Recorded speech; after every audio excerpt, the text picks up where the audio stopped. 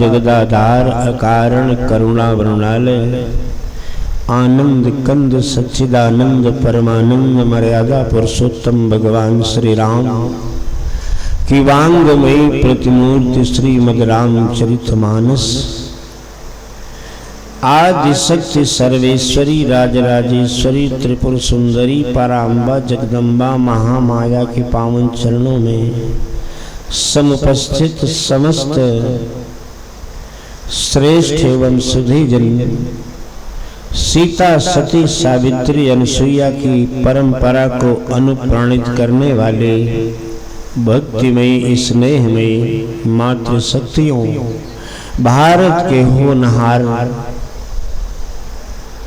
भविष्य के रूप में कर्णधार बच्चे मंचासीन समस्त पूज्य विद्वत संगीतक वृंद और सुदूर अंचल से पधारी हुई परम विदुषी मानस मंजरी जी, परम आदरणीय श्री प्रियदर्शनी जी, सभी को व्यासपीठ से मेरा यथोचित सादर प्रणाम है।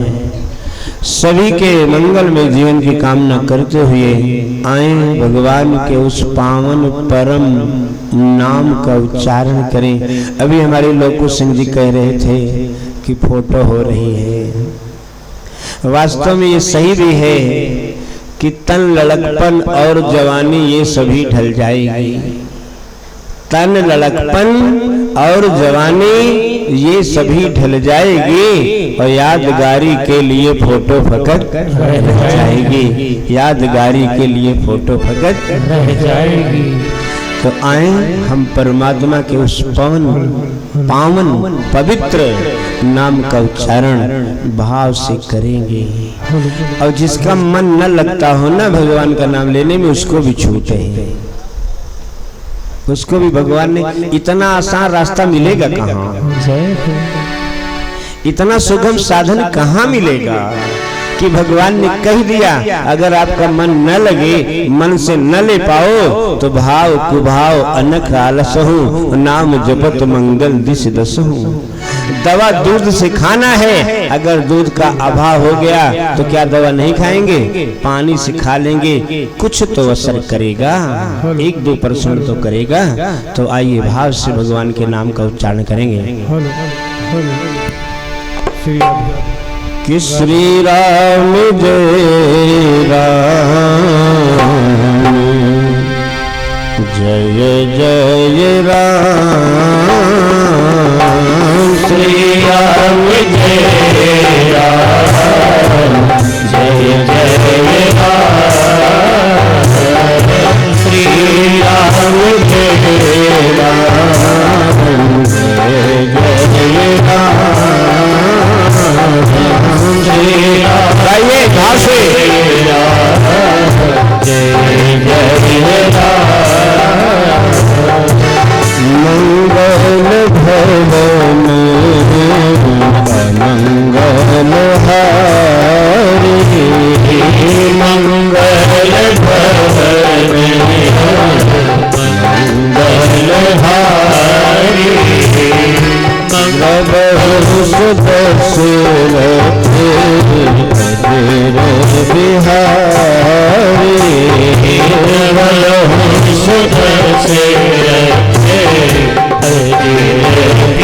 बिहारी, श्री राम जय राम, जय राम, श्री राम जय राम, जय जय राम, जय हनुमान जय जय हनुमान, जय हनुमान जय जय हनुमान, संकट मोचन कृपा निधान, संकट मोचन कृपा निधान, जय जय जय हनुमान गोसाई जय जय जय हनुमानी गोसाई जय जय जय हनुमानी गोसाई पार करहु गुरुदेव की नारी पार करहु गुरुदेव की नारी जो जो सिद्ध हनुमान जय जय श्री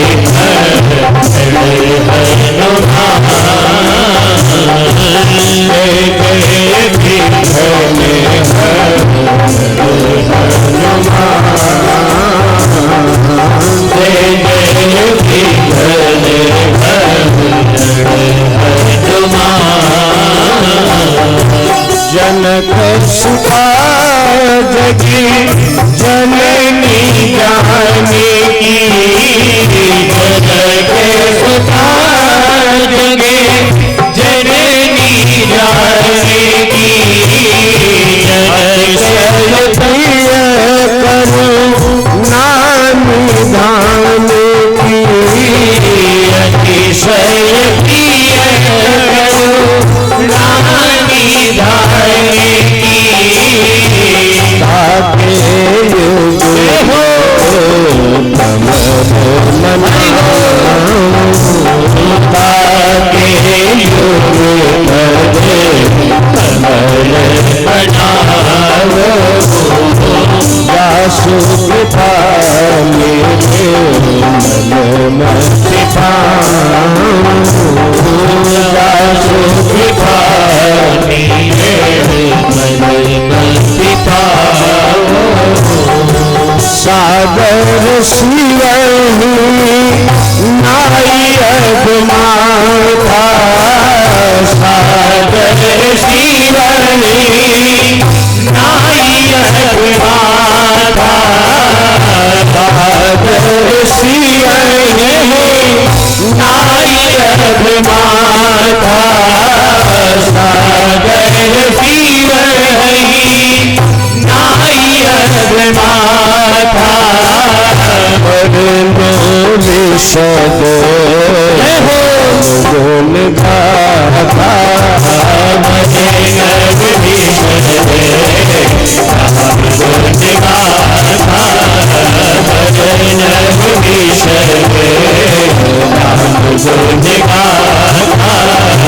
श्री राम जय राम जय राम आइए ताली बजनी चाहिए श्री राम जय राम जय जय राम श्री राम जय राम जय जय राम श्री राम जय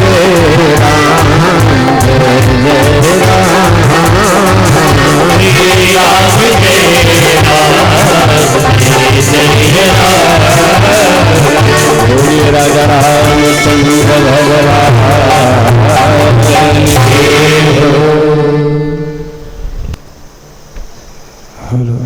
हाथी के दांत के खिलौने बने भांति भांति बाघन की खाल शिव तपी मन भाई है अमृगन की खाल को बिछावत है ऋषि मुनि बकरे की खाल थोड़ा पानी भर लाई है सांभर की खाल को बांधत है सिपाही लोग और गैला की खाल राज राजन सुहाई है तो कहे कभी दयानंद कि राम की भजन बिनु ये मानुष की खाल कछु काम नहीं आई है। ये मानुष की खाल कछु काम नहीं आई है।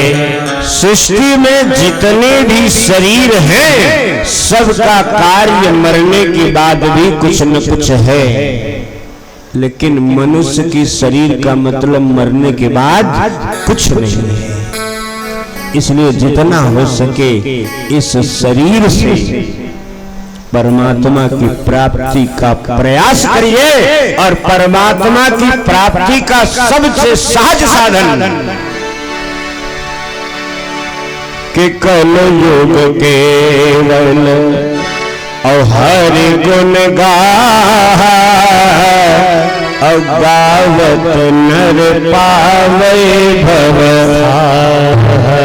कि कल युग जोग न जग में ज्ञाना और एक आधार राम गुण गाना। केवल राम जी के गुणों का गान करो, यही सबसे आसान साधन है। और हमारे परम आदरणीय सम्माननीय बाबू लवकुश सिंह जी, उपस्थित जन समुदाय, ये गाने की प्रक्रिया को बल कहां से मिला, थोड़ा सा इस पर चर्चा करने फिर हम आगे के प्रसंग को लेते हैं। आप जानते हैं कि सीता जी का हरण हुआ है, भगवान राम लक्ष्मण वन वन खोज रहे हैं, और उधर सुग्रीव जी डर करके हनुमान जी को भेजते हैं, और हनुमान जी ब्राह्मण का रूप बना करके, विप्र का रूप बना करके राम जी के सामने आते हैं। तो राम जी से कुछ प्रश्न करते हैं, और हनुमान जी ने पूछा कि को तुम श्यामल गौर शरीरा,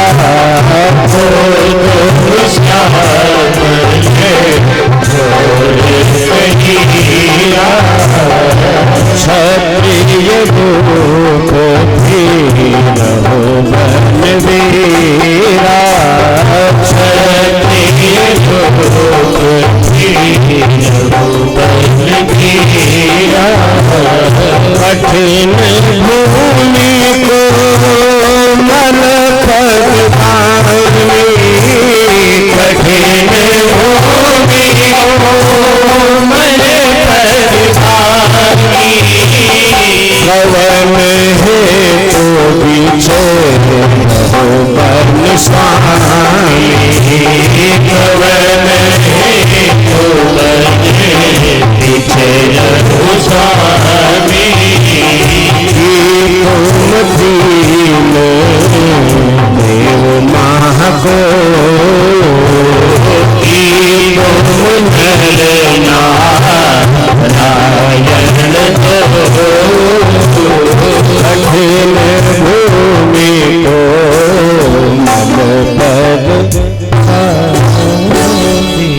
हनुमान जी ने भगवान राम से पूछा कि को तुम श्यामल गौर शरीरा, राम जी श्याम वर्ण के और लक्ष्मण जी गोरे रंग के, तो आप कौन हो?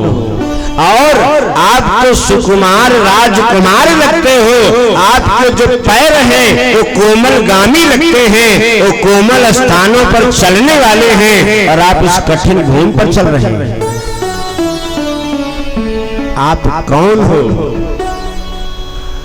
तो जैसे हनुमान जी ने पूछा था वैसे राम जी परिचय दे रहे हैं कि कौशलेश और दशरथ के जाए, अहम पितु वचन मान बन आए, तो नाम राम लक्ष्मण दो भाई, असंग नारी सुकुमारी सुहाई, तो यहाँ हरि अनिश्चर भय दे, अभी फिरहि हम खोजते, तो आपन चरित और कहा मैं गाई। भगवान ने कहा मैंने गाया है, तो जो भगवान गा रहा है तो हमको आपको गाने में क्या दिक्कत है।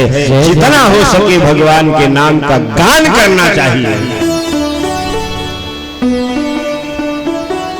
और वैसे भी पहले युग में भगवान ध्यान से मिलते थे, ध्यान प्रथम युग। आज ध्यान संभव नहीं है। पहले युग में भगवान कैसे मिलते थे? ध्यान से। आज ध्यान संभव है? आज तो मंदिर में गए और थोड़ा सा 1 सेकंड का ध्यान लगाए और मंदिर की मूर्ति देखा और कहा कि त्वमेव माता, और जैसे ही कहा च पिता त्वमेव, तो मंदिर के बाहर झांकने लगे कि नहीं को जूता राय रहे पहन के आए रहे आहे कि चला गया। तो आज तो 1 सेकंड का ध्यान संभव नहीं है। तो कल सतयुग में भगवान ध्यान से मिलते थे और त्रेता में भगवान यज्ञ से मिलते हैं और द्वापर में भगवान पूजा करने से मिलते हैं। लेकिन कल युग में कि कल युग केवल नाम आधार, कलयुग केवल नाम आधार, कलयुग केवल, कलयुग केवल नाम आधार। सुमेर सुमेर नर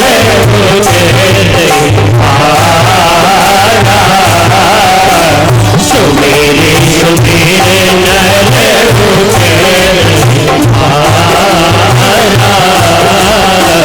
सुमेरे सुमेरे नर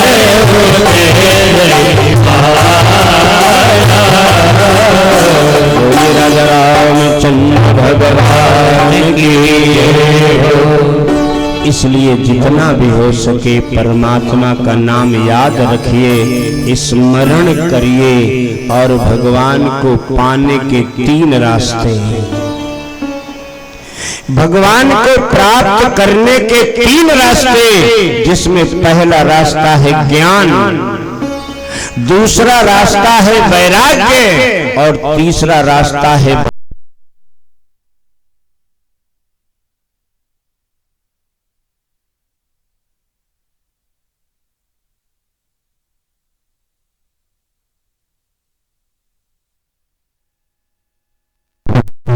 सीताराम सीताराम सीताराम सीताराम सीताराम सीताराम सीताराम सीताराम सीताराम सीताराम सीताराम सीताराम सीताराम सीताराम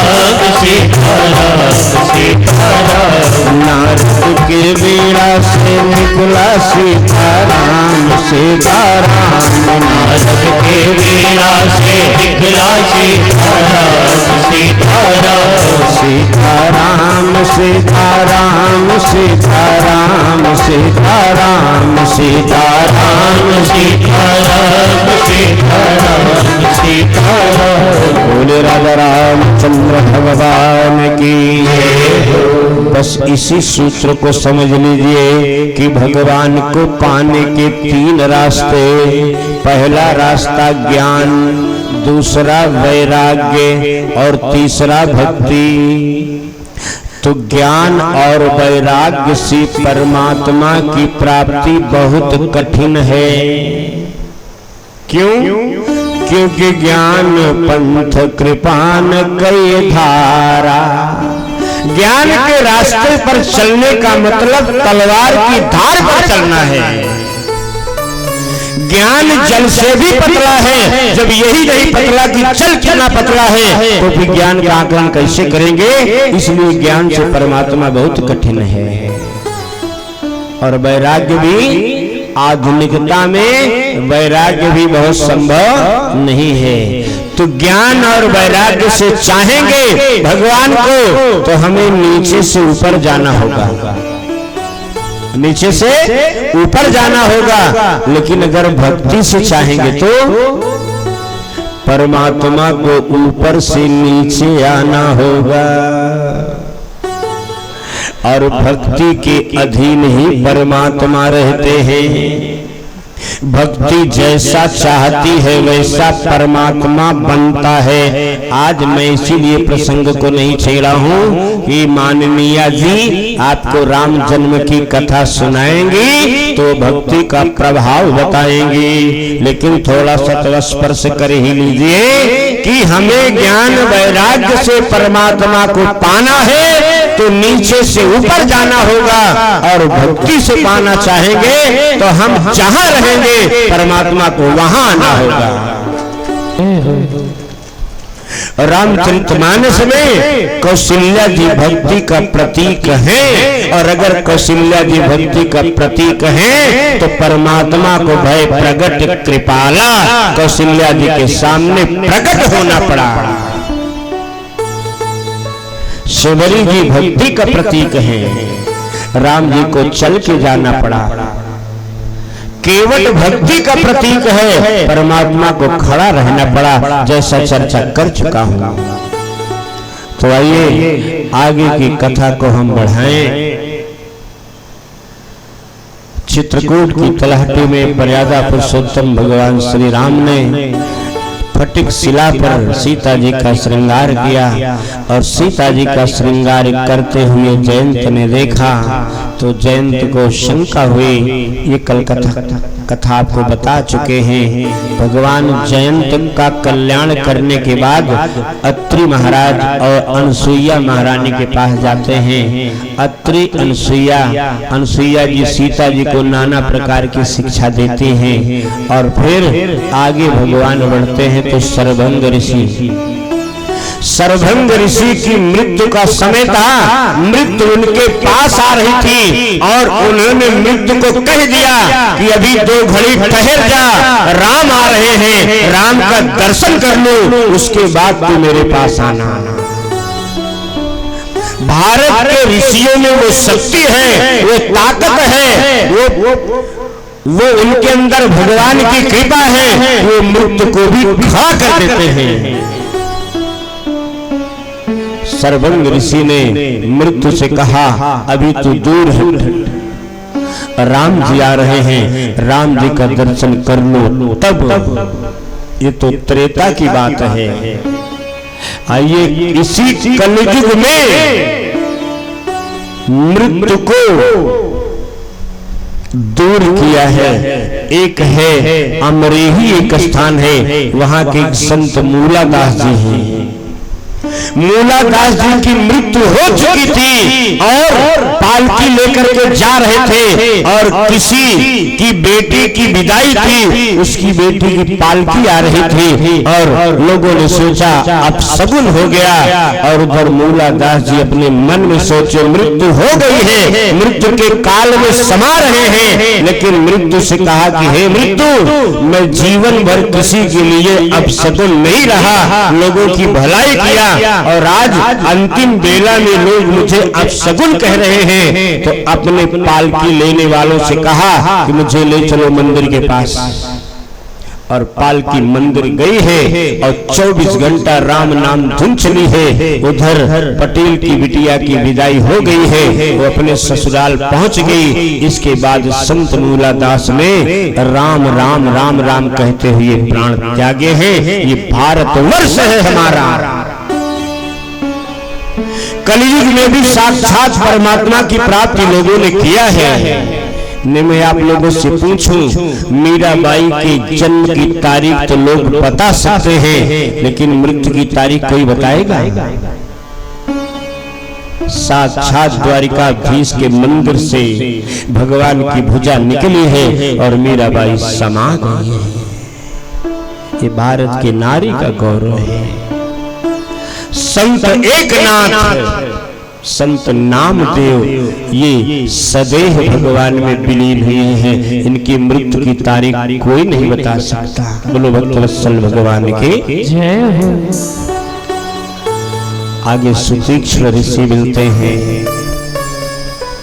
सुतीक्ष्ण ऋषि भगवान का दर्शन करते हैं और उसके बाद में सुतीक्ष्ण जी भगवान राम से निवेदन करते हैं कि कृपया हमारे गुरुदेव भी आपकी प्रतीक्षा कर रहे हैं। बोलो भक्तवत्सल भगवान की जय हो। तो सुतीक्ष्ण महाराज के गुरु कौन है जानते हैं? अगस्त महाराज। अगस्त महाराज के पास गए और सुतीक्ष्ण ने कहा, गुरुदेव भगवान पधारे हैं, राजकुमार आ रहे हैं। लेकिन अगस्त जी ने कहा, होंगे, हमसे क्या मतलब है। फिर कहा, नहीं, नाथ कोसलाधीश कुमारा, कोसलाधीश कुमार आ रहे हैं, आए मिलन जगत आधारा। लेकिन महाराज अगस्त पर कोई प्रभाव नहीं पड़ता। अंत में सुतीक्ष्ण जी ने कहा, प्रभु आप निरंतर जिनका दिन रात ध्यान करते रहते हैं, नाम जपते रहते हैं, ऐसे राम जी आए हैं। बोलो भक्तवत्सल भगवान की जय। तो जो राम जी का नाम सुना तो अगस्त महाराज चौंक गए, उठकर खड़े हुए, भगवान के पास गए, भगवान को प्रणाम किया और एक रात्रि कथा चलती रही, रात्रि भर आश्रम में। और वहीं पर भगवान राम ने अगस्त जी से राक्षसों के वध का मंत्र पूछा है।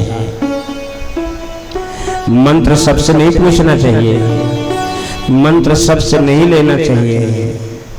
मंत्र का मतलब जानते हैं आप? मंत्र जो योग्य व्यक्ति हो। राम जी को तमाम ऋषि मिले रास्ते में, लेकिन किसी से नहीं पूछा, लेकिन अगस्त जी से पूछ रहे हैं। क्यों?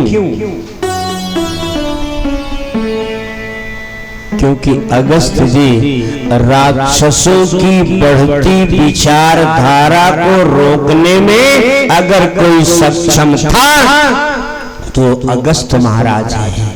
इसलिए अगस्त महाराज से पूछा कि प्रभु हमको बताओ कि राक्षसों का संहार कैसे होगा, कैसे कर पाऊंगा। तो अगस्त जी ने कहा, महाराज अरे जासु भृकुट विलास सृष्टि लई सोई। अरे आप तो केवल भृकुटी टेढ़ी कर दो तो सृष्टि का विनाश हो जाए, और आप हमसे पूछ रहे हैं, आप हमसे पूछ रहे हैं। उधर अगस्त महाराज जी राम जी को बताते हैं।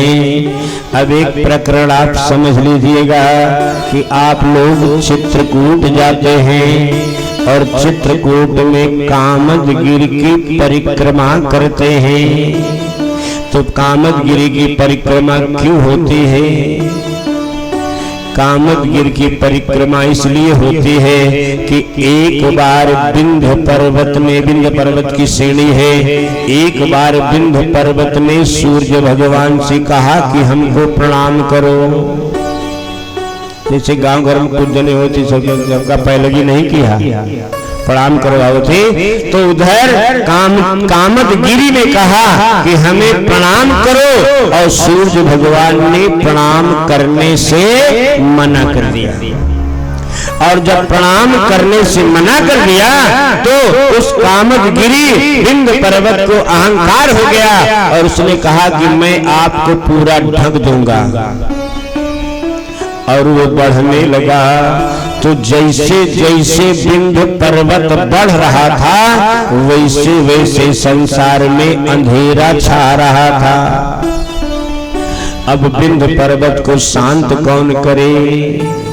तो सब लोग गए विंध्य पर्वत की गुरु जी के पास। तो विंध्य पर्वत के गुरु जी कौन है? अगस्त महाराज। अगस्त महाराज से कहा, प्रभु आप ही हो जो कामदगिरि को रोक सकते हो। तो अगस्त महाराज जब आए तो जो पर्वत बहुत ऊंचा उठ गया था, वो गुरु जी को दंडवत प्रणाम किया। और जब दंडवत प्रणाम किया तो पर्वत नीचे झुक गया। और कहा गुरुदेव क्या आदेश है? तो अगस्त ऋषि ने कहा कि मैं जा रहा हूँ दक्षिण भारत तपस्या करने, और जब तक मैं वापस नहीं आऊंगा तब तक तुम यहीं पर रहना। बोलो भक्तवत्सल भगवान की जय। तो कहते हैं कि अगस्त ऋषि वापस नहीं आए और वो पर्वत वैसे झुका रहा। उसी पर्वत की परिक्रमा राघवेंद्र सरकार करते हैं, तो वो चित्रकूट का कामदगिरी पर्वत अपने भाग्य पर प्रसन्न होता है कि कहा मैंने एक दिन एक सूर्य से कहा था मेरी परिक्रमा करो, और आज तो हमारी परिक्रमा जिसके अंग में करोड़ों करोड़ों सूर्य विद्यमान है, ऐसा राम हमारी परिक्रमा कर रहा है। ये चित्रकूट का महत्व है, ये कामदगिरी का महत्व है।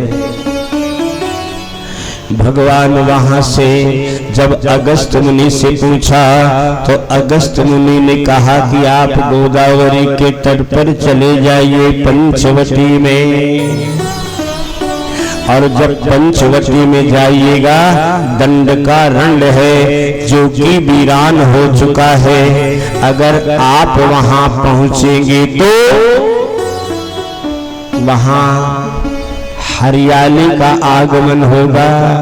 भगवान पंचवटी पहुंचे, और जब पंचवटी पहुंचे तो पंचवटी में हरियाली प्रारंभ हो गई। बोलो भक्तवत्सल भगवान की जय। तो एक पंचवटी नासिक में है और दूसरी पंचवटी हम सब लिए बैठे हुए हैं। ये जो मानव की शरीर है ये भी 5 तत्वों से मिलकर बने हैं, तो हमारी आपकी शरीर भी पंचवटी है। और इस पंचवटी रूपी शरीर में जब राम रूपी ज्ञान और लक्ष्मण रूपी वैराग्य और सीता रूपी भक्ति प्रवेश करेगी तो यह पंचवटी भी हरी भरी हो जाएगी। बोलो भक्तवत्सल भगवान की जय। और जिसके जीवन में राम नहीं है अर्थात ज्ञान नहीं है, जिसके जीवन में वैराग्य नहीं है, जिसके जीवन में भक्ति नहीं है, उसके जीवन में रोना ही रोना है। तो भगवान पंचवटी में पहुंचे, और जब भगवान पंचवटी पहुंचे तो एक दिन एकांत पा करके लक्ष्मण जी ने भगवान राम से 5 प्रश्न पूछे हैं। बोलो भक्तवत्सल भगवान की जय। उसे राम गीता कहते हैं। रामचरितमानस में इस प्रकरण को राम गीता के नाम से जानते हैं। भगवान राम से लक्ष्मण ने 5 प्रश्न पूछे, जिसमें पहला प्रश्न पूछा कि माया क्या है, दूसरा प्रश्न पूछा ज्ञान क्या है, तीसरा पूछा वैराग्य क्या है, चौथा प्रश्न पूछा ईश्वर और जीव में अंतर क्या है, और 5वां प्रश्न पूछा कि भक्ति की प्राप्ति कैसे करें। कितने प्रश्न पूछे? 5। जिसमें पहला प्रश्न पूछा कि माया क्या है, तो भगवान ने जवाब दिया लक्ष्मण को कि मैं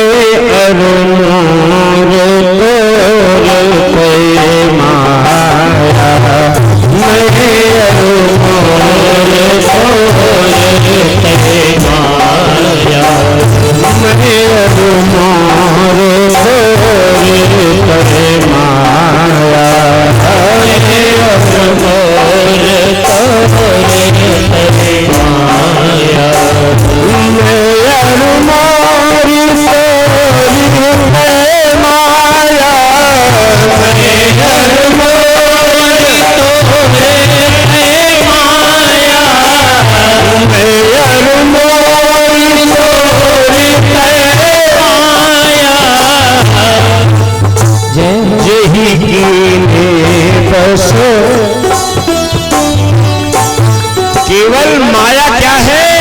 अयम निजः परो वेति गणना लघुचेत साम। ये अपना है वो पराया है, ये मेरा है वो तुम्हारा है, यही माया है। एक बार जनक जी के यहाँ एक साधु स्नान कर रहे थे, जनक जी के साथ सत्संग कर रहे थे और दोनों लोग एक साथ स्नान कर रहे थे, जनक जी और संत जी। तो साधु जी जनक जी से ही प्रश्न कर रहे थे कि महाराज माया क्या है, माया क्या है? तो जनक जी ने कहा अभी नहीं, जब समय आएगा तो मैं उत्तर दूंगा। इतने में स्नान ही कर रहे थे तो जनक जी के महल में आग लग गई, और जब जनक जी के महल में आग लग गई तो लोगों ने कहा कि महाराज आपके महल में आग लग गई। तो आग की खबर सुनने के बाद जनक जी तो स्नान कर रहे हैं आराम से, लेकिन संत जी स्नान छोड़कर भागे कुटिया में महल की ओर। और जब संत जी लौट के आए तो कहा महाराज जनक जी अब बताइए कि माया क्या है? कहा महाराज अब भी माया बताना बाकी रहा क्या? आखिर आप स्नान कर रहे थे तो भागे क्यों? कहा महाराज महल जल रहा था। तो जनक जी ने कहा महल किसका जल रहा था? मेरा जल रहा था ना, आज क्यों भागे? कहा महाराज उसी महल में हमारी लंगोटी टंगी हुई थी, मैं अपनी लंगोटी के लिए भागा था। जनक ने कहा बस यही माया है कि महल मेरा जल रहा है और महल के आगे लंगोटी क्या है, और आप लंगोटी के लिए भागे और आकर मुझसे बता रहे हैं कि महल आपका है लेकिन लंगोटी मेरी है। तो यही माया है, मैं अरिलोर तोर तय माया अयम निजह परो देती, यह अपना है वो पराया है। गणना लघुचेत साम, जो हृदय के तुच्छ होते हैं, जिनका हृदय बहुत छोटा होता है, वो ऐसी बात करते हैं। वरना उदार चलता नाम तो वसुधैव कुटुंबकम, जो उदार हृदय वाले हैं वो संपूर्ण पृथ्वी को अपना परिवार मानते हैं। भगवान ने माया का परिचय दिया लक्ष्मण को। फिर लक्ष्मण ने दूसरा प्रश्न पूछा था ज्ञान क्या है? भगवान ने कहा जिसको कभी अपने ज्ञान का अभिमान न हो वही ज्ञान हो। जय जय। ज्ञान हो जाए लेकिन उसका अभिमान न पनपने पाए, उसी का नाम ज्ञान है। और इस पर एक छोटा सा दृष्टांत है। एक गांव में 3 लोग थे और तीनों लोग गए बॉम्बे। क्या करने गए? English speaking course.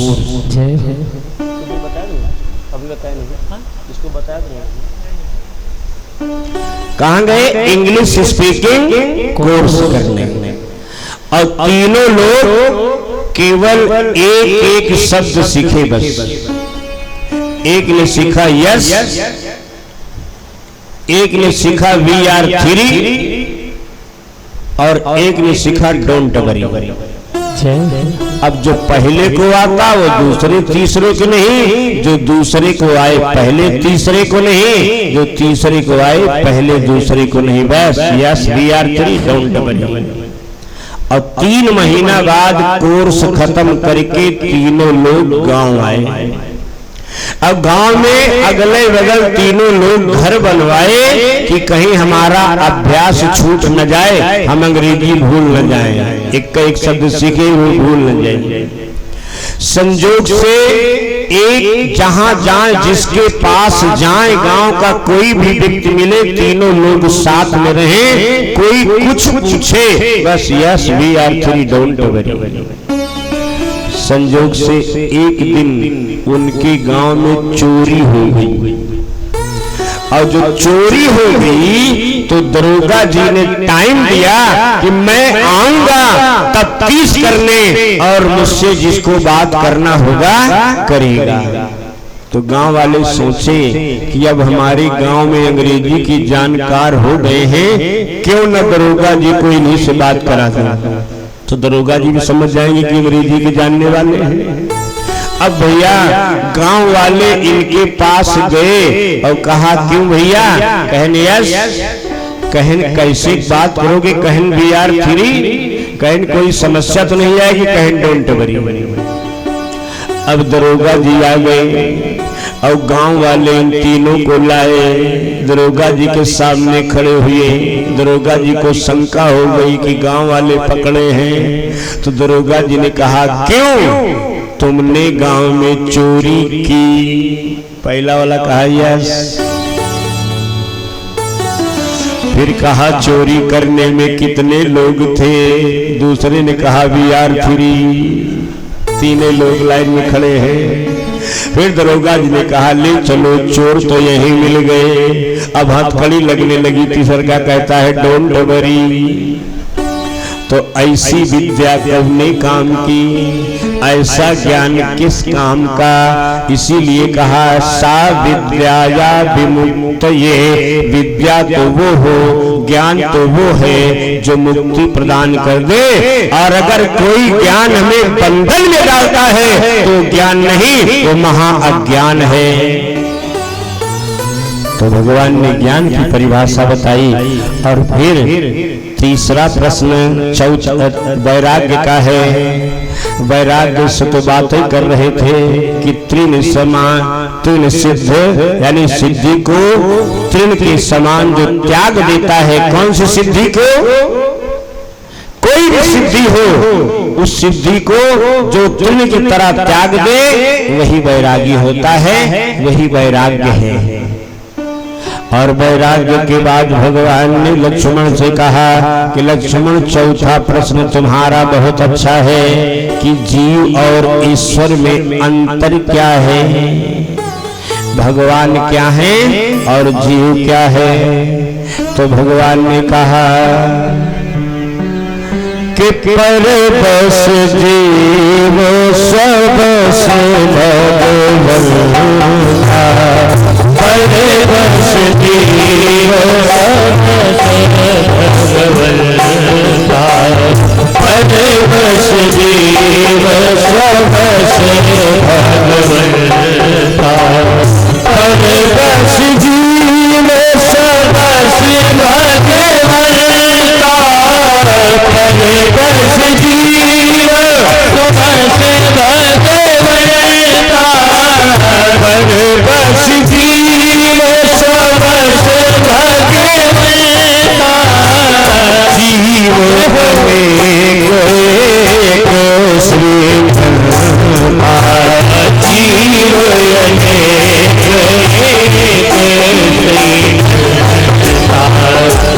अनेक जीव अनेक श्री जीव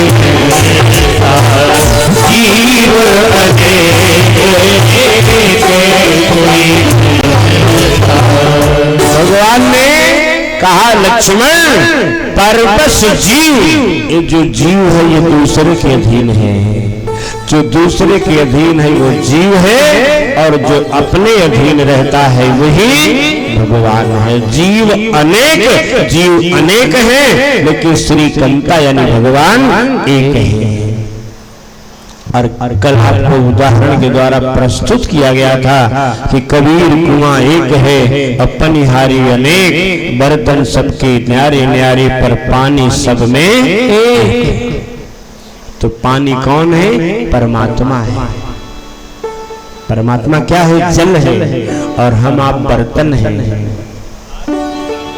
मनुष्य क्या है? बर्तन है, और इन सभी बर्तनों में परमात्मा रूपी जल भरा हुआ है।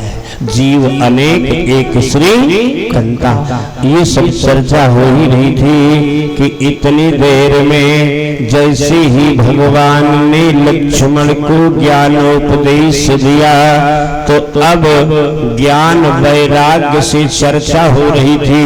और जब ज्ञान वैराग्य की चर्चा समाप्त हुई, तभी शूर्पणखा का प्रवेश होता है।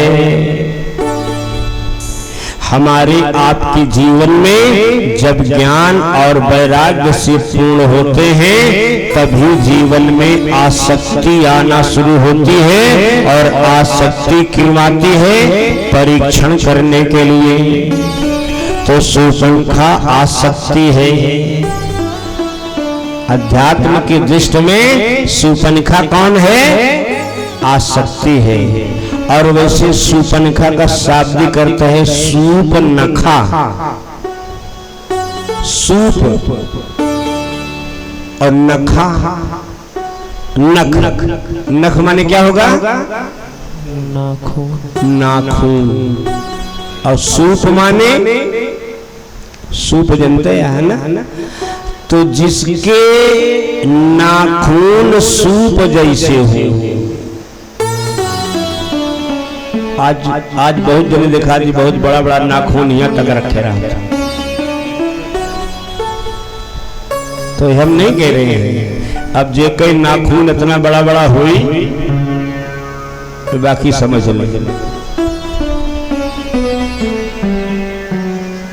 तो पंचवटी में शूर्पणखा आई, आसक्ति आई, ज्ञान वैराग्य के पास भक्ति भी विराजमान है। तो ज्ञान वैराग्य और भक्ति के बीच में आसक्ति का प्रवेश हो रहा है और आसक्ति अपना रूप दिखाती है। किस रूप में?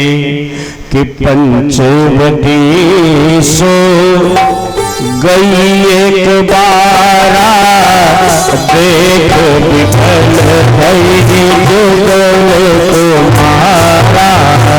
पंचवटी सो गई एक बारा, देख विफल भई जुगल तुम्हारा। पंचवटी सो गई एक बारा, देख विफल भई जुगल तुम्हारा। तुम सम पुरुष नमो समिनारे, तुम सम पुरुष नमो समिनारे। यह संयोग विधि रचा विधारे। तुम सम पुरुष नमो समिनारे। यह संयोग विधि रचा विधारे। श्री राम जय राम जय, श्री राम जय राम जय राम। श्री राम जय राम जय राम। श्री राम जय राम जय राम। बोलिए राजा रामचंद्र भगवान की जय हो। यद्यपि शूर्पणखा वैधव्यता का जीवन व्यतीत कर रही है, शूर्पणखा का पति विद्युत जिसका वध रावण ने करवा दिया था, लेकिन शूर्पणखा रूप कैसे बना कर गई? रुचि दो रूप, खूब बढ़िया सज धज के। आज तो महाराज बड़ी विडंबना है, का बताई है। आज मैंने उम्र अपन कम कर ही नहीं चाहता है। भगवान कितना कम करता है, लेकिन हम भगवानों को चुनौती देते हैं। एक जगह कथा होती रही और कथा में एक 40 साल का नौजवान खड़ा भी बीच में, और 40 साल का नौजवान खड़ा भी। कहन महाराज एक बात बताई, कहन कहे का, कहन कथा तो बहुत अच्छी है, एक आध बात हमका बताए जाए। कहे का, कहन हमका कौनो ऐसी दवाई आप बताई दें कि हमार उम्र कुछ कम जनाए लगे, उम्र हमार कुछ कम जनाए लगे। अब महाराज उनका कहन कुछ न कुछ बताए जहन, कोनो टेबलेट के नाम गिनाए नहीं। कहन जा एका खरीद लिया बाजार से और एका एक टेबलेट खाव्या कि तुहार उम्र 10 साल कम हो जाएगी। अब गए मेडिकल स्टोर पे पूरी शीशी खरीद ले। सोचें कई गोली खाए ली तो बहुत छोटवार न हो जाएगी, तो एक ही गोली खाएं अंदाजे की बनी। जैसे एक गोली खाएं उनकी उम्र 40 साल से 30 साल की हो गई। अब गोली के असर उनकी माता जी समझे पाए, तो उनके माता जी 60 साल के रहे, वो इकट्ठे 3 गोली खाई। अब महतारी बेटवा के उम्र बराबर। अब महतारी तो पहचानत यह है कि बेटो आया, लेकिन बेटा ना भूल गए कि महतारी है।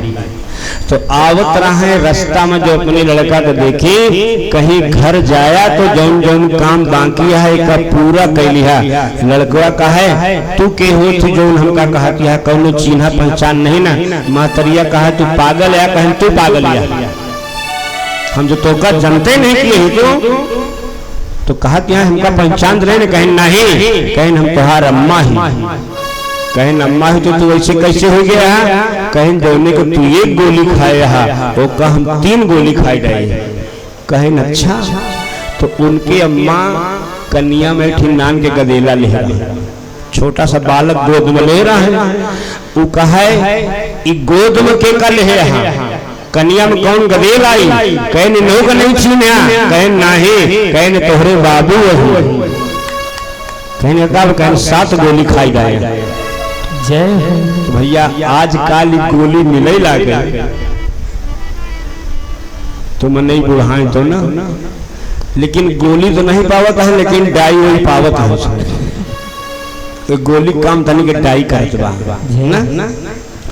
तो शूर्पणखा राम लक्ष्मण के पास पहुंची और कहती है तुम सम पुरुष नमो सम नारी। और शूर्पणखा किस रूप में गई है? शूर्पणखा रावण के बहिनी, दुष्ट दरिद्र दारुण जस अहिनी अहिनी। तो जब शूर्पणखा ने कहा तो राम जी ने कहा किसी पे चितई और कही प्रभु बाता और आए कुमार मोर लघुता। अब कई जने कहा थी कि भगवान झूठ बोले, लक्ष्मण जी को शादी भई रही, इनका कुमार कहा था। कुमार और कुमार में अंतर है, कुमार और कुमार। कु माने काम दे और मार माने मारना। जिसने 14 वर्ष के लिए काम दे को मार दिया है, मेरा लक्ष्मण कुमार है। जय जय। अब तुम कह रही हो कि कुमारी के ताते अब लगे और हम कुमारी, तो झूठो तो बोलती है शूर्पणखा ना। जबकि शूर्पणखा का विवाह हुआ था और भगवान से कह रही है कि अभी तक मैंने शादी नहीं किया, तो झूठो तो बोल रही है। तो अगर 60 समाचरित परमात्मा ने कर दिया तो कौन सा गुनाह हो गया। और दूसरी बात भगवान ने कहा कि अगर तुम अहिनी हो तो अहिनी माने सर्पिणी, अहिनी माने सर्पिणी। अगर तुम अहिनी हो तो मेरा भैया लखन आहाई सांप है, शेष नाग है, शेषावतार है, तो सर्पिणी की जोड़ी तो सांप के साथ ही बचेगी। इसलिए तुम वहां जाओ। शूर्पणखा राम जी के पास, लक्ष्मण जी के पास गई और लक्ष्मण जी ने कहा कि सुन सुंदर और मैं उनकर दासा, पराधीन नहीं तोर सुपासा। अरे मैं तो राम जी का दास हूँ और जो खुद किसी का दास हो तो तुम्हें क्या सुख प्रदान करेगा, इसलिए लौट जाओ। शूर्पणखा राम जी की ओर गई, राम जी ने फिर लक्ष्मण की ओर भेजा, लक्ष्मण जी ने फिर राम की ओर भेजा।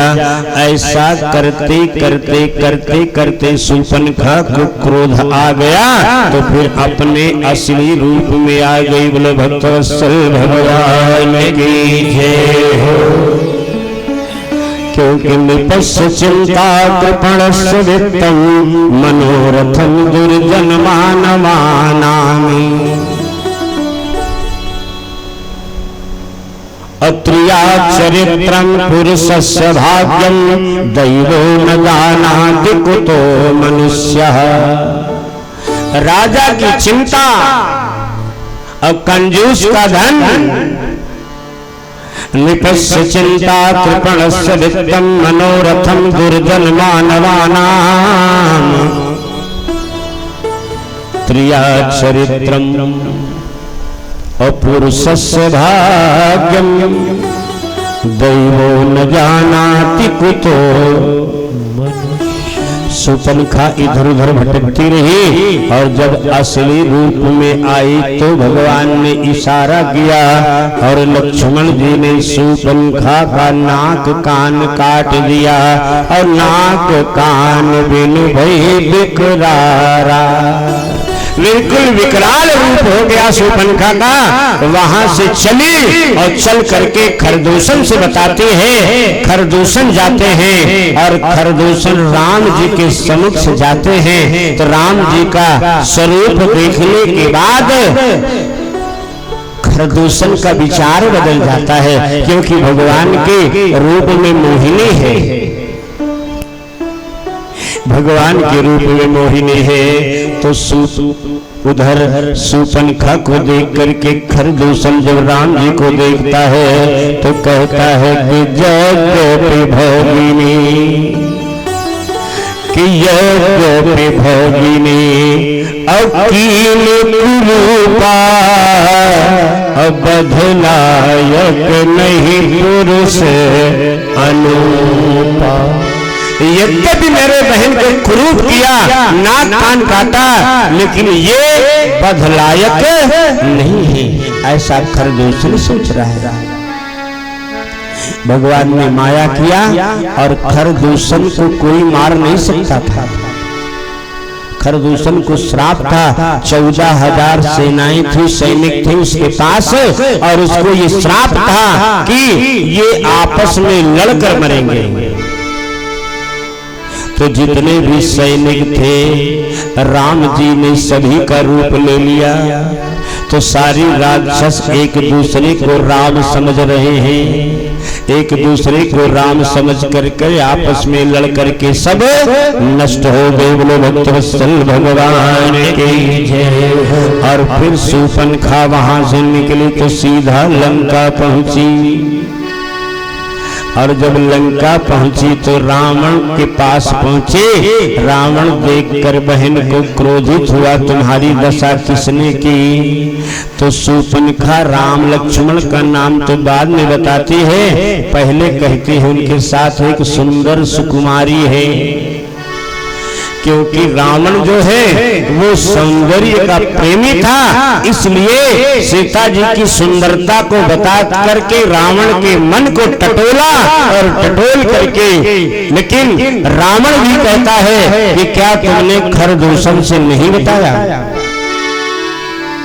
तो शूर्पणखा ने कहा नहीं भैया, मैंने खरदूषण को जानकारी दी। रावण ने कहा फिर क्या हुआ? कहा उन दोनों भाइयों ने खरदूषण को सेना सहित नष्ट कर दिया। बोलो भक्तवत्सल भगवान की जय। आज रावण पहली बार चिंतित हुआ है। रामचरितमानस में रावण पहली बार चिंतित हुआ और उसको रात भर नींद नहीं आई। रात भर केवल एक बात सोचता रहा। क्या सोचता रहा? कि खरदूषण अमोहि सम बलवंता, अपने ही कुमार ही बिन भगवंता। रावण ने खरदूषण की नियुक्ति अपॉइंटमेंट इसीलिए वहां किया था कि अगर इनका वध हो जाएगा तो जो इनका वध करेगा मैं समझ लूंगा कि वही भगवान है। जय जय। उन्हीं के हाथों मेरी मुक्ति होगी। तो रावण सोचता है कि खरदूषण अमोहि सम बलवंता, अपने ही कुमार ही बिनु भगवंता। रावण योजना बनाता है, मारीच के पास जाता है और आज रावण मारीच को प्रणाम कर रहा है। एक सूत्र बाबा गोस्वामी दास जी देते हैं, सुनिएगा आप लोग। कभी रावण मारीच को प्रणाम नहीं करता था, मारीच ही रावण को प्रणाम करता था। लेकिन आज पहली बार है कि रावण मारीच को प्रणाम कर रहा है और बहुत प्रणाम कर रहा है, झुककर प्रणाम कर रहा है। वहीं पर भगवान भोलेनाथ पार्वती को सावधान करते हैं, पार्वती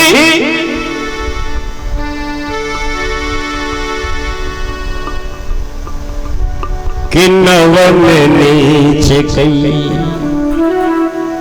नवन नीचे कई अति दुखदाई, अजनी अंकुश धर मग उरग बिलाई। तो भयदायक अखल के प्रिय बानी, अजमिय पाल के कुसुम भवानी। जैसे अकाल पड़ जाए, सूखा पड़ जाए, सारी सृष्टि सूख जाए, उस समय क्या पुष्प संभव है? तो जैसे अकाल का कुसुम संभव नहीं है, वैसे कोई दुष्ट मीठी वाणी बोले और प्रणाम करे तो समझ जाना चाहिए कोई न कोई खतरा आ गया है। रावण ने मारीच से कहा, मारीच तुम्हें चलना है मेरे साथ। मारीच ने कहा, कहाँ चलना है? कहा सीता जी को चलना है, तुम्हें राम जी को अपनी ओर आकर्षित करना है, सीता जी को आकर्षित करना है, तुम्हें सोने का मृग बनना है। बोलो भक्तवत्सल भगवान की जय। मारीच ने कहा हम नहीं जाएंगे। तो जब मारीच ने कहा हम नहीं जाएंगे तो फिर रावण ने तलवार निकाल लिया कि नहीं जाओगे तो अभी मार डालूंगा। अब मारीच सोचने लगा, क्या सोचता है कि उभय भांति देखा निज मरेला, उभय भांति देखा निज मरेला, उभय भांति देखा निज मरेला। तब ताकि शिव गुनायक सरेना, तब ताकि शिव गुनायक सरेना, तब ताकि शिव गुनायक सरेना। उभय भांत देखा निज मरना। मारीच ने देखा मेरी मृत्यु दोनों तरफ से सुनिश्चित है, अगर नहीं जाऊंगा तो रावण मार देगा और अगर जाऊंगा तो राम जी के बाणों से मृत्यु होगी। तो राम जी के बाणों से मृत्यु हो जाए वो स्वीकार है, लेकिन किसी दुष्ट निशाचर के हाथों मरना स्वीकार नहीं है। तो उभय भांत देखा निज मरना और तब ताकि रघुनायक शरण।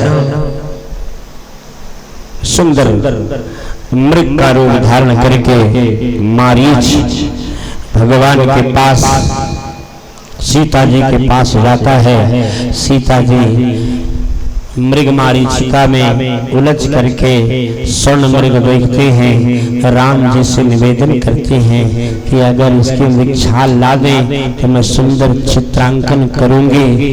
भगवान सीता को समझाते हैं लेकिन नहीं मानते और फिर अंत में राम जी लक्ष्मण जी को सीता जी की सुरक्षा में सुनियोजित ढंग से नियुक्त करके कहते हैं, लक्ष्मण मैं जा रहा हूँ, तुम सीता का ध्यान रखना। अब जरा मारीच को देखिए, मारीच भग रहा है, राम जी पीछे पीछे दौड़ रहे हैं और मुड़ मुड़ करके मारीच भगवान का दर्शन कर रहा है। कुछ दूर जाता फिर पीछे पलट कर देखता तो भगवान के चरणार बिंद का दर्शन करता रहता है।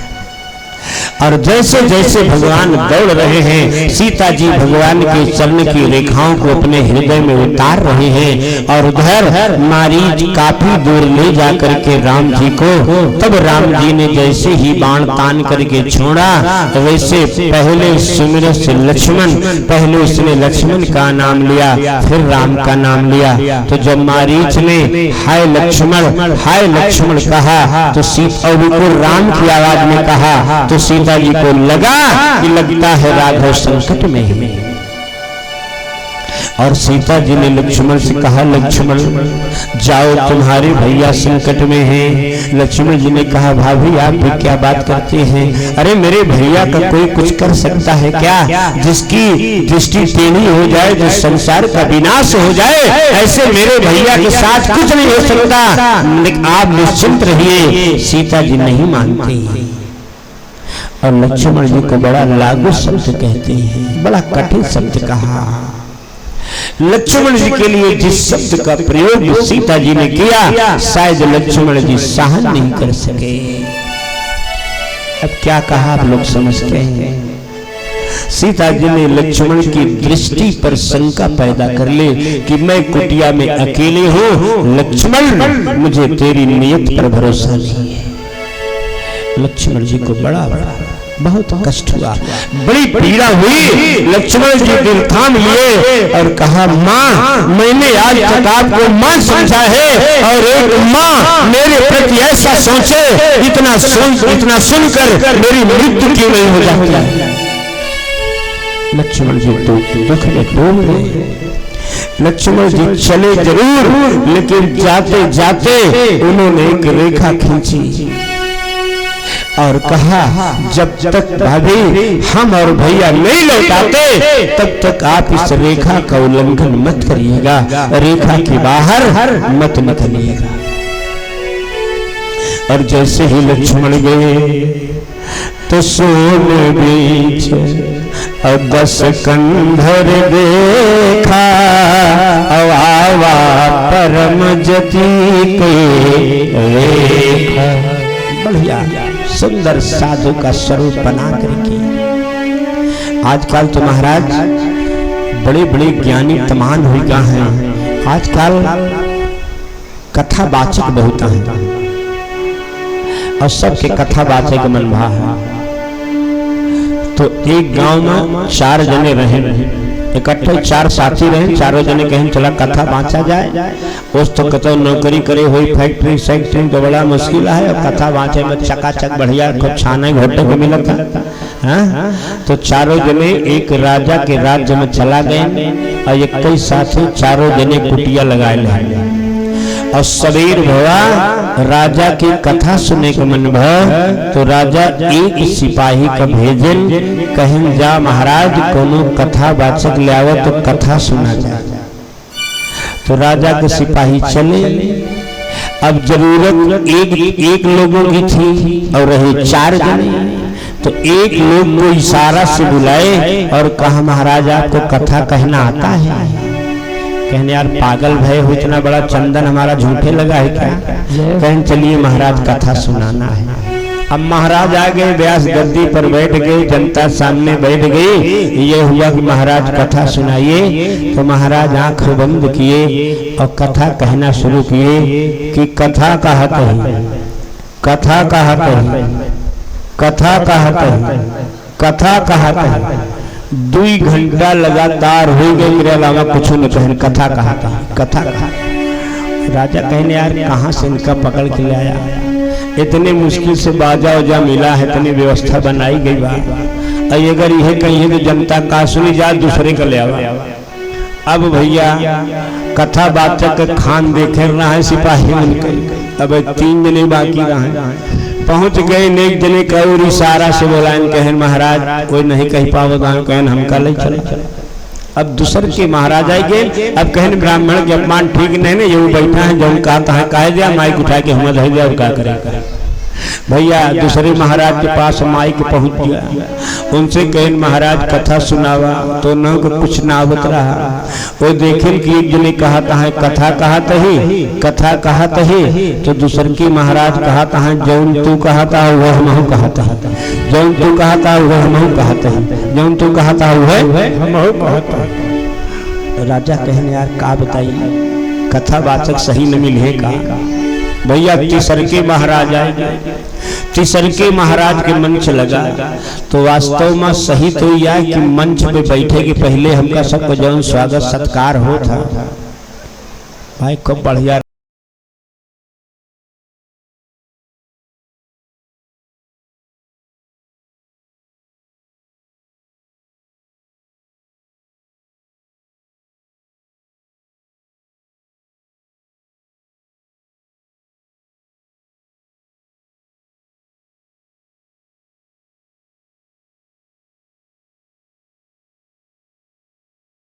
कथा के नाम पर कथा कहते हैं, जौन तू कहता वह महू कहता हूँ। तो तीसरके महाराज कहता है ये अंधेर कई दिन चली, ये अंधेर कई दिन चली, ये अंधेर कई दिन चली।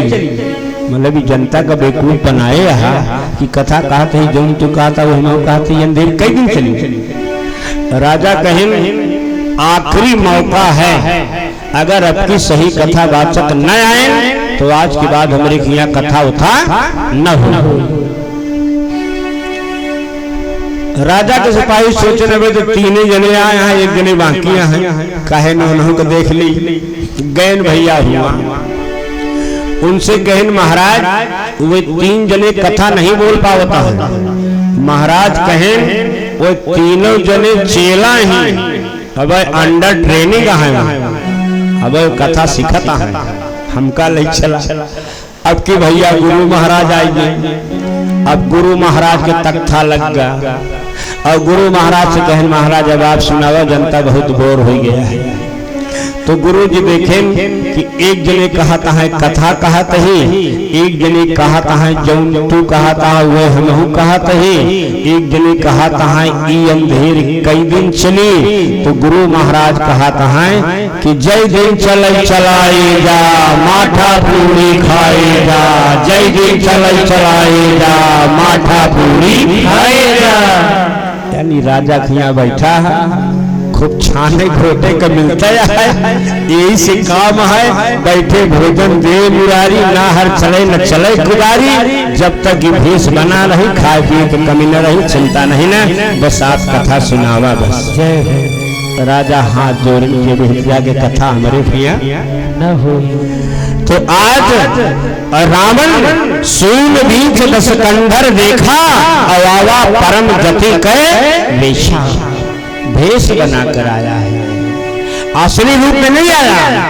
और जब व्यक्ति अपने असली रूप का परित्याग करता है और कुपंथ पर अपना पैर रखता है, उसी समय उसके शरीर से तीन चीज गायब हो जाते हैं। तीन चीज।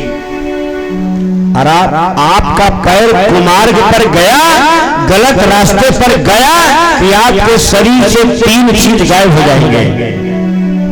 कौन कौन? के में को पंथ पग और धरत खगेशा और राहन तेज तन बुद्धि बल ले। न तो शरीर में तेज रह जाएगा, न बुद्धि रह जाएगा, और न तो कोई बल रहेगा। आज रावण क्या कर रहा है? रावण साधु का वेश बना कर आया, और अगर कोई पत्ता भी खरकता है, जैसे कभी कभी हवा चले जोर से और दो पेड़ आपस में टकरा जाएं, तो उनकी जो आवाज होती है उसको सुन के लोग डर जाते हैं। तो आज अगर पत्ता भी खरकता तो रावण डर जाता है। क्यों? क्योंकि कुपंथ पर मार्ग रखा है उसने। और आकर के सीता जी से भिक्षाम देहि करता है। सीता जी कंदमूल फल लेकर आते हैं और कंदमूल फल लेकर रेखा के अंदर से देते हैं। रावण ने कहा जब तक रेखा के बाहर नहीं आओगी भिक्षा स्वीकार नहीं करूंगा। सीता जी लक्ष्मण जी की आज्ञा का उल्लंघन करती हैं और जैसे ही रेखा के बाहर आते हैं रावण सीता जी का अपहरण करता है, हरण करता है और रथ में बैठा करके चलता है।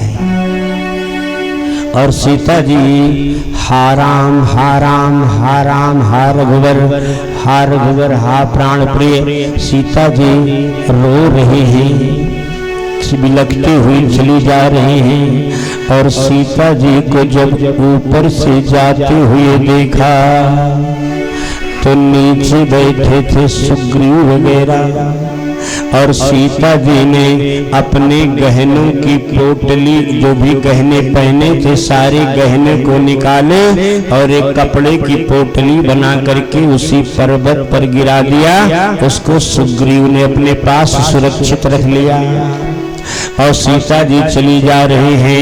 इतने में जटायु जी के कान में आवाज पड़ी कि कोई राम राम राम राम करते हुए चला जा रहा है। तो जटायु जी थोड़ा सा ऊपर उठे और ऊपर उठ करके रावण को देखा तो आज रामचरितमानस में पहली बार रावण को कोई डांट रहा है।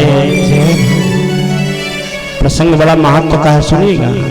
जहां पर रावण चलत दशानन दौलत धरनी, रावण चलता है तो पृथ्वी कांपती है, सारे देवी देवता उसके यहाँ बंदे हैं। आज रावण को पहली बार कोई डांट रहा है।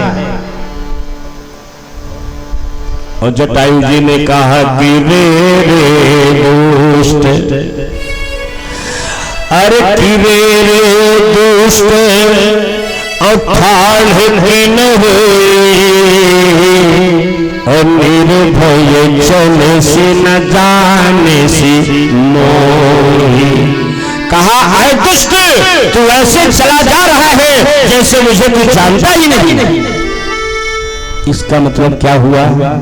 इसका मतलब हुआ कि रावण और जटायु की मुलाकात एक बार हो चुकी है। रावण और जटायु की मुलाकात एक बार हो चुकी है, तभी तो कह रहा है। नहीं ऐसा कैसे कहता कि तू मुझे नहीं जानता? इसका मतलब पहले कभी मिले हैं। और कब मिले हैं? एक बार रावण मंदोदरी से अपनी बड़ाई कर रहा था कि मैं बहुत बलशाली हूँ, मैं बहुत ताकतवर हूँ, दुनिया में जो चाहे सो कर दूं। तो मंदोदरी को बहुत खराब लगा। तो मंदोदरी ने कहा, एक दिन बहाना किया कि आज हमारे सिर में बहुत दर्द है। तो रावण ने कहा दवा मंगाऊं? कहा एक ही दवा से मेरे सिर का दर्द ठीक होगा। रावण ने कहा दवा कौन सी है? तो मंदोदरी ने कहा कि संपाति और सुग्रीव नाम के दो संपाति और जटायु नाम के दो गिद्ध हैं। कौन कौन?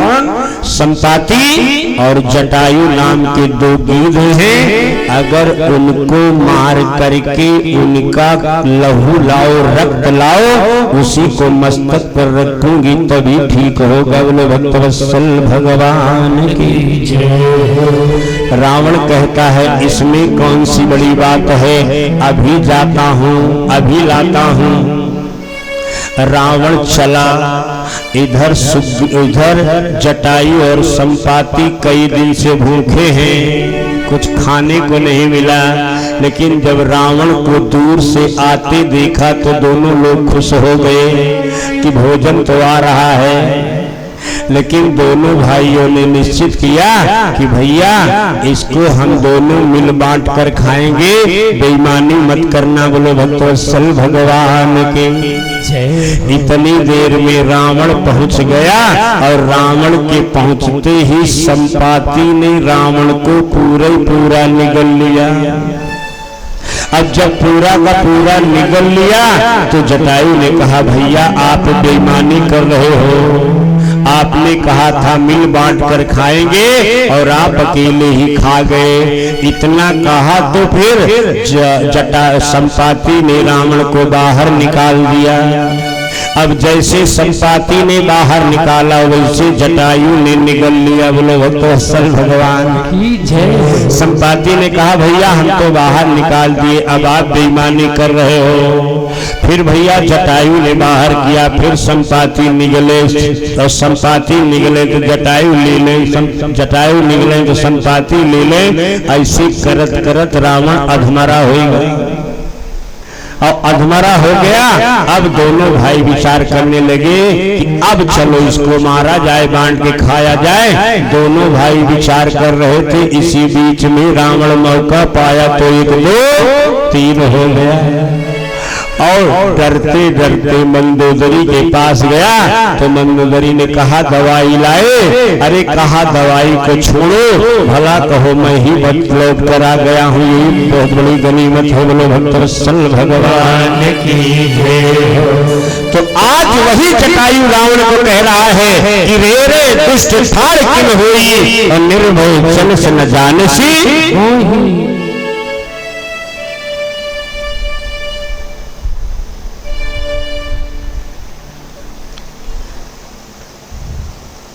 उधर जटायु और रावण दोनों आपस में, जटायु भरपूर प्रयास करता है और प्रयास करके एक बार सीता जी को छुड़ा करके अलग रख भी देता है।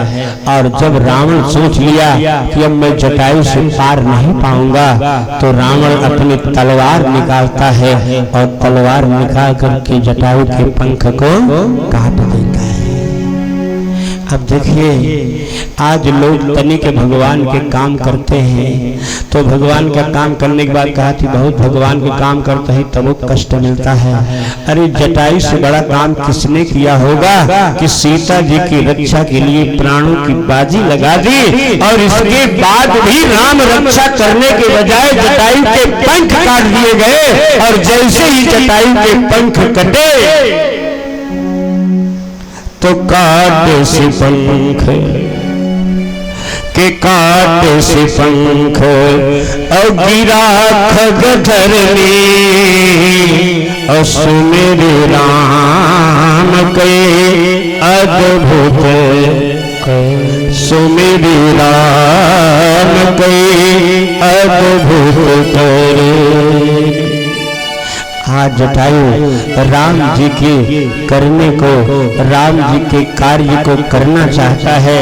राम जी के लिए सीता जी की रक्षा करते हुए अपने प्राणों की बाजी लगा करके जटायु रास्ते में पड़ा हुआ है।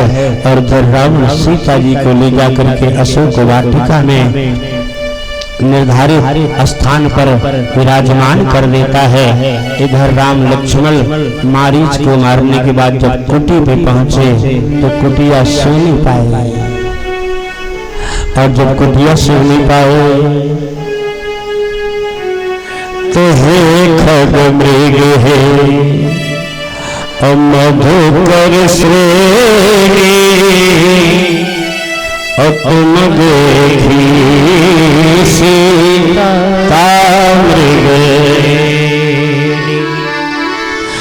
राम जी जंगल में घूम रहे हैं और कहना पड़ा क्या कि मिथिलेश की किशोरी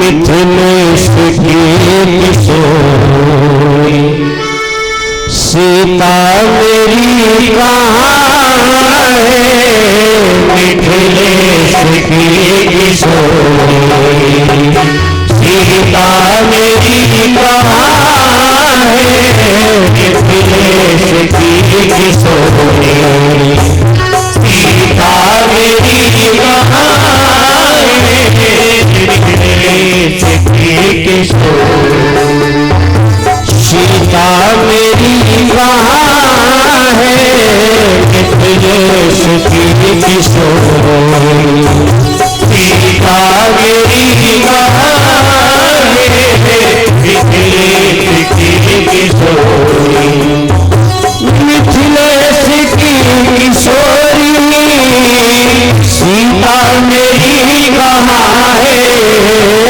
मिथिलेश की किशोरी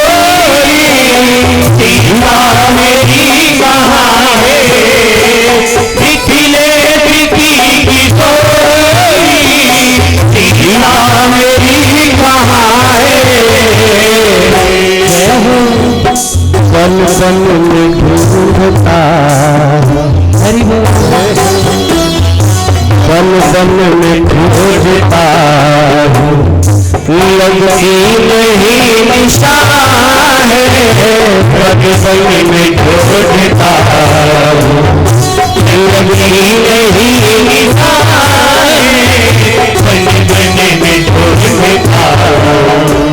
भगवान नहीं निशान है, भगवान पूछ रहे हैं कि पपिया चकोरी तुमने सिया चुराई, पपिया चकोरी तुमने सिया चुराई, पपिया चकोरी तुमने सिया चुराई। बेशक पता है बेशक पता है तुमको सुकुमारी वो जहाँ है, बेशक पता है तुमको सुकुमारी वो जहाँ है, बेशक पता है तुमको सुकुमारी वो जहाँ है, किशोरी सीता मेरी कहाँ है, किशोरी सीता मेरी कहाँ है, बोल रामचंद्र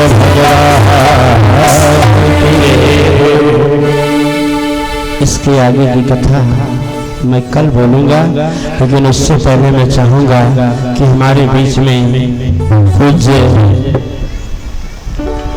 मानस मंदिरी की उपाधि धारण किए हुए परमादरणीय बिहार से पधारी हुई परम विदुषी बहन प्रिया प्रियदर्शनी जी हैं। और ये बड़ी सौभाग्य की बात है कि हमारे आपके क्षेत्र में जनपद प्रतापगढ़ में श्रृंगवेरपुर के तट पर श्रृंगवेरपुर गांव के थोड़ा सा बगल परानीपुर गांव में पूज्य राजन महाराज जी की कथा 11 अक्टूबर से होने जा रही है। तो मैं चाहूंगा कि हमारे बीच में जो परम विदुषी बहन विद्वान है एक आमंत्रण हमारे हाथ से ग्रहण कर लें और हमारे लौकुश भैया भी चले आएं और भैया लोग आ जाएं और ये राम जी की कथा का आमंत्रण आप लोग स्वीकार करें और कोशिश करिएगा पहुंचने की। आइए बेटा मिनट थोड़ा बना लीजिए। ये हमारी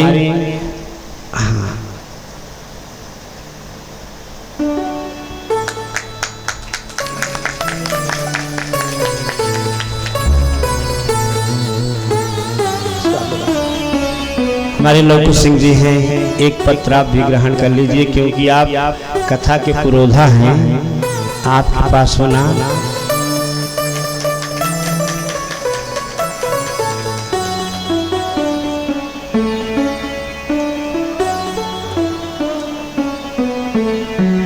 बाकी हमारे पास कारण है ये मैं यही छोड़ दे रहा हूँ। इसको हमारे लौकुश जी सभी को सम्मान के साथ भी ग्रहण करा देंगे।